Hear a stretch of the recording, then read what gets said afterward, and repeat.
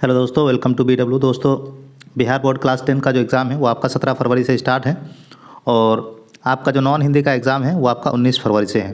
तो आपके पास ज़्यादा वक्त बाकी नहीं रह गया है, सिर्फ और सिर्फ आपके पास 30 से 40 दिन का ही वक्त बाकी रह गया है आपके एग्ज़ाम से। तो अभी आपको क्या करना है? तो अभी आपको ज़्यादा से ज़्यादा रिवीजन पे फोकस करना है। आपको नया कुछ पढ़ने की ज़रूरत अभी बिल्कुल भी नहीं है, क्योंकि नया कुछ अगर पढ़ेंगे तो वो आपको याद रहेगा नहीं और वो एग्ज़ाम में आपको काम नहीं आएगा। तो अभी तक आपने जितना भी कुछ पढ़ लिया है, अब आपको सिर्फ और सिर्फ उस पर रिवीजन ही करना है। तो इसी को देखते हुए हम लोग Bihar board class 10 non Hindi का जो इंपॉर्टेंट ऑब्जेक्टिव क्वेश्चन है उसका एक रिवीजन सीरीज लेकर आए हैं, जिसमें अभी तक हमारा 2 वीडियो आ चुका है। और अभ्यास ज़रूरी है कि आपको अभी ये रिवीजन करना है और रिवीजन के तौर पर ही हम इस वीडियो को लेकर आए हैं। तो आप इस वीडियो को 1-2 बार देख के जाएंगे तो आपका एक भी क्वेश्चन आपके एग्ज़ाम में गलत नहीं होगा और आप 50 में से कम 48 से 49 नंबर आप जरूर लेकर आ पाएंगे नॉन हिंदी के ऑब्जेक्टिव क्वेश्चन में। तो चलिए हम लोग वीडियो को देर ना करते हुए वीडियो को स्टार्ट करते हैं और देखते हैं हमारा आज का पहला क्वेश्चन क्या है कि कवि ने अपने दम से किसकी जीनत चाहता है। तो पहला ऑप्शन है आपका परिवार का, दूसरा ऑप्शन है आपका वतन का, तीसरा ऑप्शन है आपका चमन का और चौथा ऑप्शन है आपका इसमें से कोई नहीं। तो इसका सही जवाब हो जाएगा आपका इस वतन का। अगला सवाल है, कवि ने ज़िंदगी को किस सूरत में गुजारने की दुआ मांगी।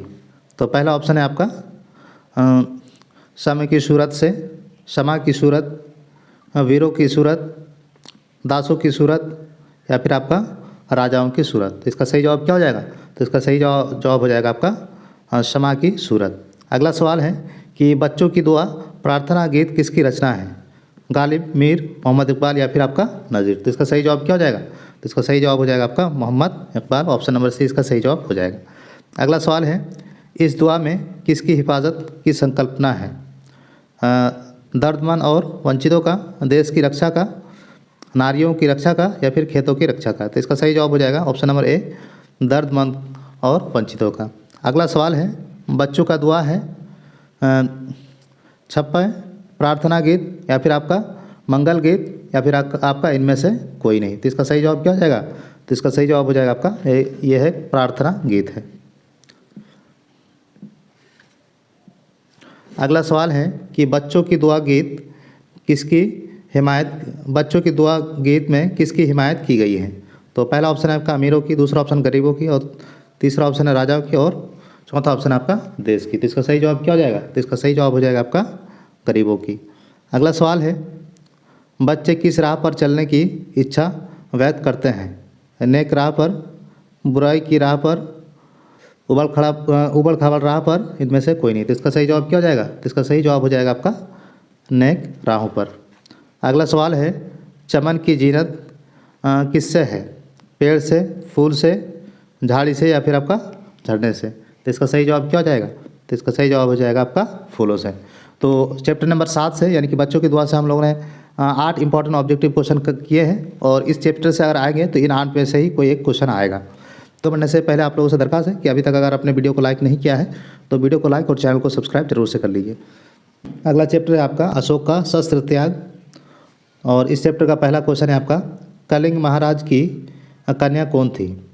तो पहला ऑप्शन है लक्ष्मी, दूसरा ऑप्शन है सावित्री, तीसरा पद्मा और चौथा ऑप्शन आपका नंदिनी। तो इसका सही जवाब क्या हो जाएगा? तो इसका सही जवाब हो जाएगा आपका ऑप्शन नंबर सी, पद्मा। अगला सवाल है, अशोक ने कौन सा धर्म अपनाया था? तो अशोक ने आपका बौद्ध धर्म को अपनाया था। अगला सवाल है, अशोक ने बौद्ध भिक्षु के सामने किस बात की प्रतिज्ञा की थी?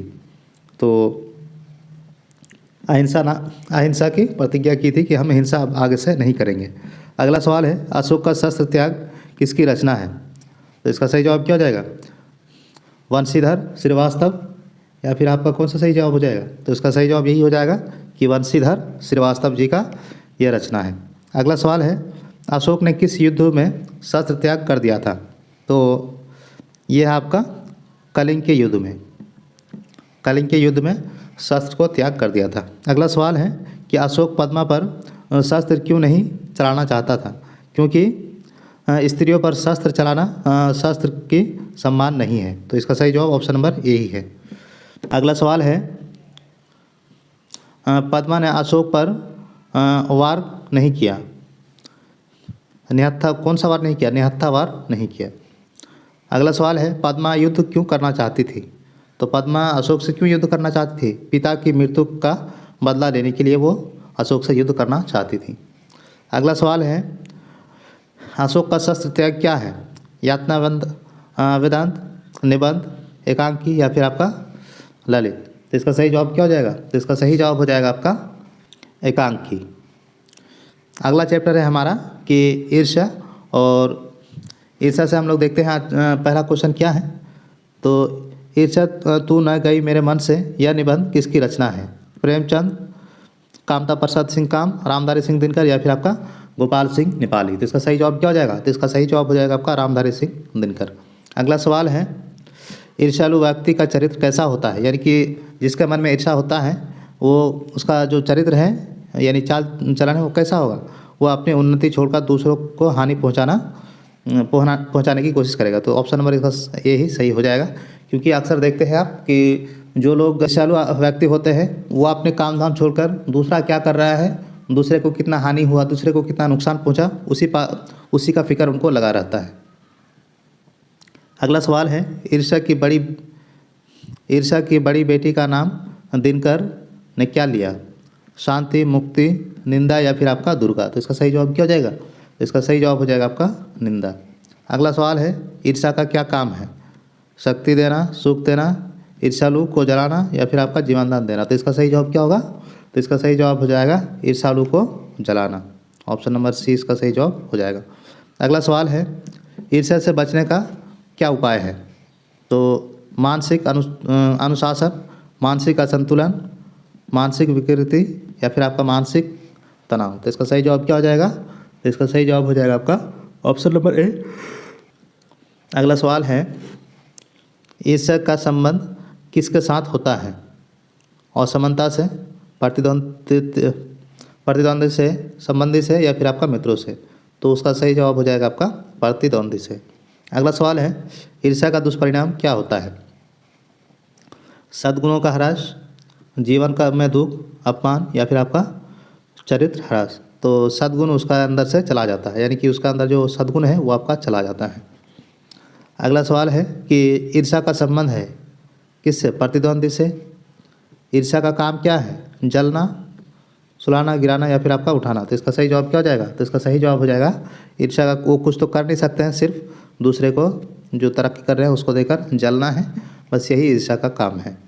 हमारा 10वां चैप्टर कि विक्रमशिला विश्वविद्यालय किसका आक्रमण में सर्वनाश हो गया था? चीनी आक्रमण में, आर्य आक्रमण में, तुर्कों के आक्रमण में या फिर आपका सिकंदर के आक्रमण से। तो तुर्कों के आक्रमण से, ऑप्शन नंबर सी इसका सही जवाब हो जाएगा। अगला सवाल है, निबंध विक्रमशिला किसकी रचना है? तो विक्रमशिला आपका पाठ्य पुस्तक के द्वारा लिखा गया है। अगला सवाल है कि विक्रमशिला विश्वविद्यालय किस काल की शिक्षा का केंद्र था? तो प्राचीन काल, बौद्धिक कालीन या फिर मध्यकाल या फिर आपका गुप्त काल। तो इसका सही जवाब क्या हो जाएगा? तो इसका सही जवाब हो जाएगा आपका बौद्धकालीन। ऑप्शन नंबर बी इसका सही जवाब हो जाएगा। अगला सवाल है, विक्रमशिला कहाँ अवस्थित है? आधुनिक भागलपुर के कहलगांव में। ऑप्शन नंबर ए ही इसका सही जवाब है कि भागलपुर में ही विक्रमशिला अवस्थित है। अगला सवाल है, किस वंश के प्रतापी राजा के संरक्षण में विक्रमशिला विश्वविद्यालय अंतर्राष्ट्रीय बना? पाल वंश के राजा धर्मपाल के काल में। तो इसका ऑप्शन नंबर ए ही सही जवाब हो जाएगा। अगला सवाल है, विक्रमशिला विश्वविद्यालय के प्रथम आचार्य कुलपति कौन थे? आर्यभट्ट, आतिश दीपांकर, हरिभद्र या फिर आपका विक्रम। तो इसका सही जवाब हो जाएगा ऑप्शन नंबर बी, आतिश दीपांकर। अगला सवाल है कि आतिश दीपांकर ने तिब्बत में किस धर्म का प्रसार किया? जैन धर्म, बौद्ध धर्म या फिर सनातन धर्म, पारसी धर्म। तो ये आपका बौद्ध धर्म। अगला सवाल है कि विक्रमशिला किसके नाम पर पड़ा? तो धर्मपाल, विक्रम नाम का, यक्ष के नाम पर, विक्रमादित्य के नाम पर या फिर आपका इनमें से कोई नहीं। तो इसका सही जवाब क्या हो जाएगा? तो इसका सही जवाब हो जाएगा आपका ऑप्शन नंबर बी, विक्रम नामक यक्ष के नाम पर। अगला सवाल है, तिब्बत में लामा संप्रदाय की शुरुआत की किसने? आतिश दीपांकर ने। अगला सवाल है कि किसके शासनकाल में परमिता नामक ग्रंथ की रचना हुई है? तो गोपाल प्रथम, गोपाल द्वितीय, विक्रमादित्य या फिर आपका नरहरि। तो इसका सही जवाब क्या हो जाएगा? तो इसका सही जवाब हो जाएगा ऑप्शन नंबर बी आपका गोपाल द्वितीय। अगला सवाल है कि विक्रमशिला के किस आचार्य को शांतिभद्र कहा जाता है? हरिभद्र, महाभद्र, मिथुन भद्र या फिर आपका पदभद्र। तो इसका सही जवाब क्या हो जाएगा? तो इसका सही जवाब हो जाएगा कि हरिभद्र। अगला सवाल है कि विक्रमशिला किस सदी तक एशिया का उत्कृष्ट शिक्षा का केंद्र बना? तो पहला ऑप्शन है आपका 5वीं शताब्दी, 8वीं से 9वीं या फिर आपका 10वीं से 11वीं। तो 10वीं से 11वीं। तो आज के वीडियो में हम लोग यहीं तक रहने देते हैं। नेक्स्ट वीडियो में हम लोग आगे के क्वेश्चन को डिस्कस करेंगे। तो आई होप कि आप लोगों को वीडियो पसंद आया है। वीडियो अगर आप लोगों को पसंद आया है तो वीडियो को लाइक और चैनल को सब्सक्राइब जरूर से कीजिए। Thank you so much for watching this video.